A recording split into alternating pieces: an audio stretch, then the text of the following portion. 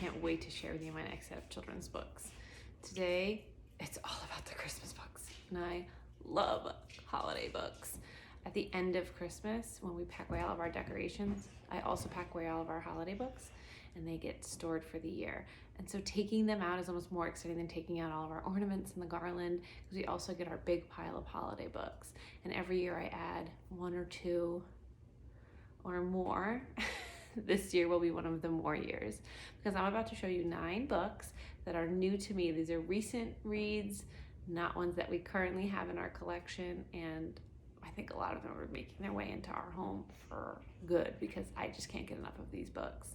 Let me show you what I've got. First of all, I'm going to start with my most favorite, and that's because in case anybody decides to tune into this video but not want to commit to the whole thing, here's what you need to know. This book is too good. Comet the Unstoppable Reindeer by Benton. I can't get enough of this book. This is not a library version. This is my copy, and that's because I stopped reading the library book halfway through, put my book down, picked up my phone and ordered it immediately. Not only that, but I recommended it to a girlfriend shortly after we read it. She got it and 2 days later texted me that her and her son were in stitches. They loved it so much. So this is like the book. It's new this year. Comet the Unstoppable Reindeer. I just can't get enough of this story. I can't stop talking about it. It's so cute. Typically, the Christmas books that I lean towards are very nostalgic. They make you feel warm. They have a lot of gorgeous illustrations with light brush strokes. They lean towards like the Pioneer Day kind of time period. This is not any of those things. Comet the Unstoppable Reindeer has got bold black outlines and bright colors, and I just love it. The writing in this book is so humorous. I don't know that I can think of another Christmas book that's funny in the same kind of way.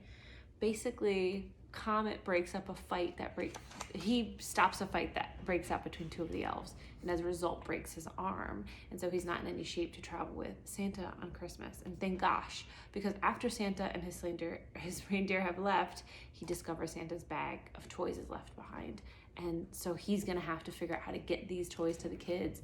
Bruised, battered, broken, and let me just tell you, hijinks ensue. One single thought went through Comet's head. Always lift with your legs. That's what everyone said.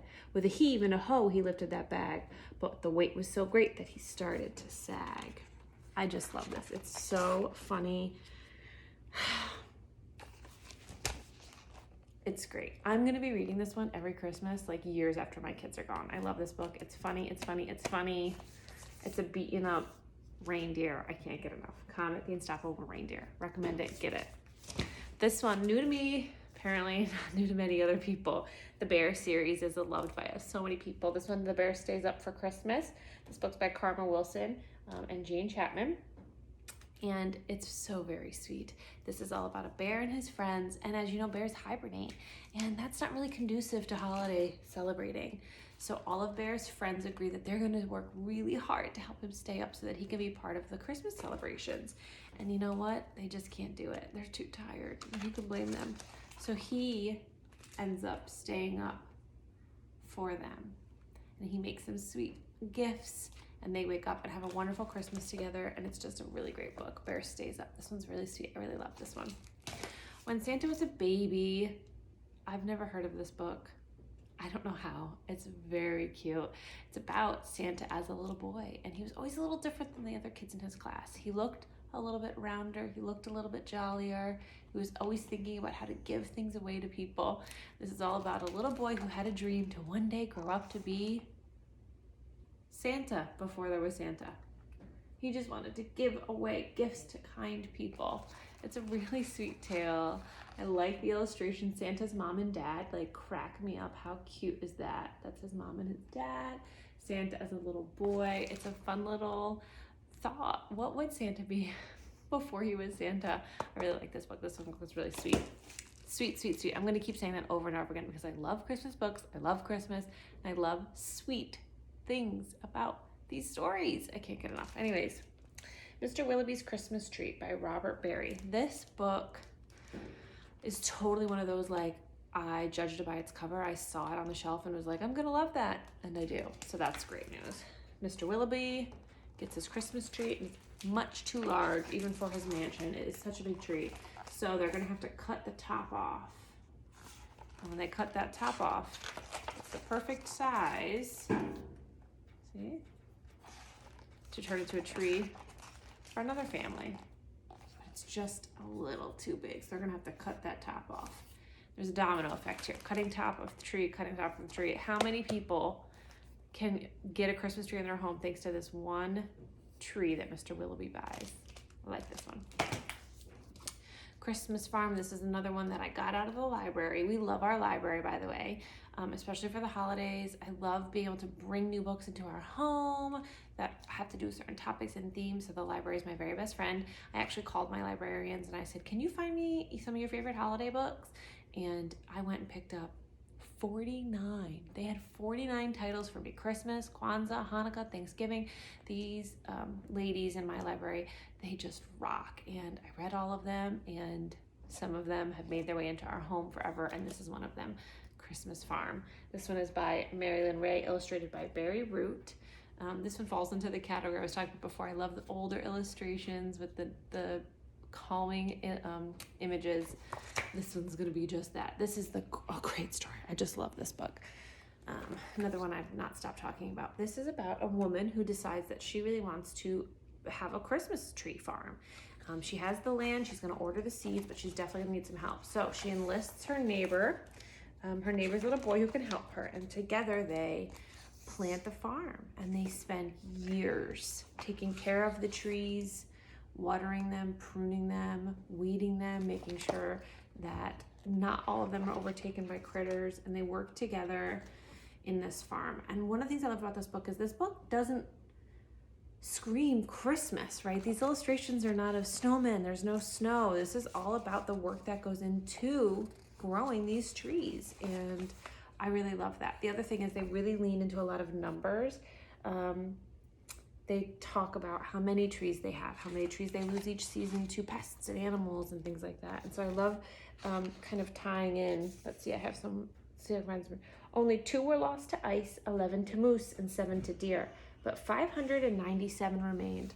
I love just like subtly adding in numbers and figures and math equations. I think that that's like an awesome little trick in this book. It's a really cute story. I love the multi-generational friendship of the lady and her neighbor, and I love how hard they work to make sure that all these families get a beautiful Christmas tree. A World of Cookies for Santa.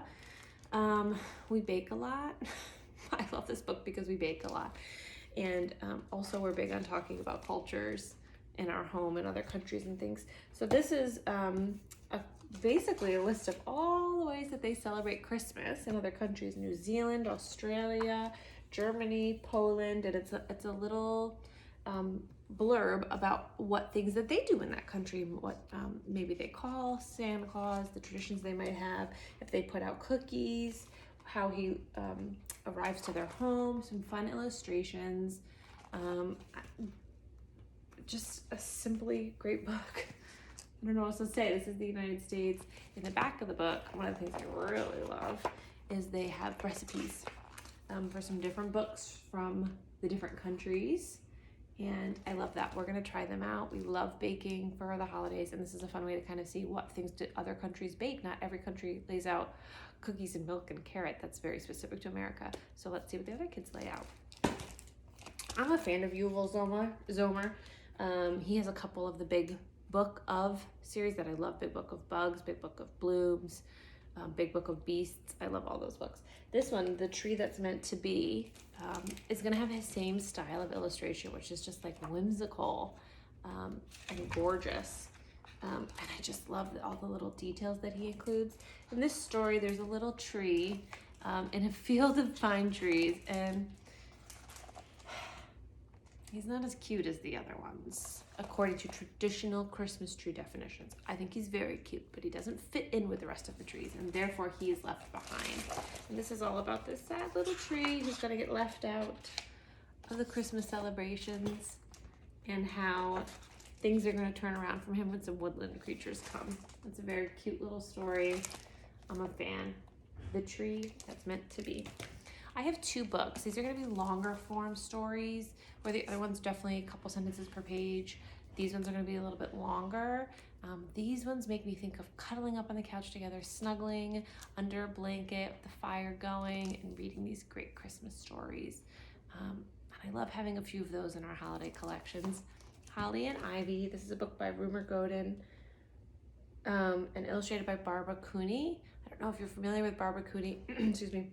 She's a wonderful illustrator. All of her books, she's done so many books, and she illustrates in these incredibly detailed, almost photographic like pictures.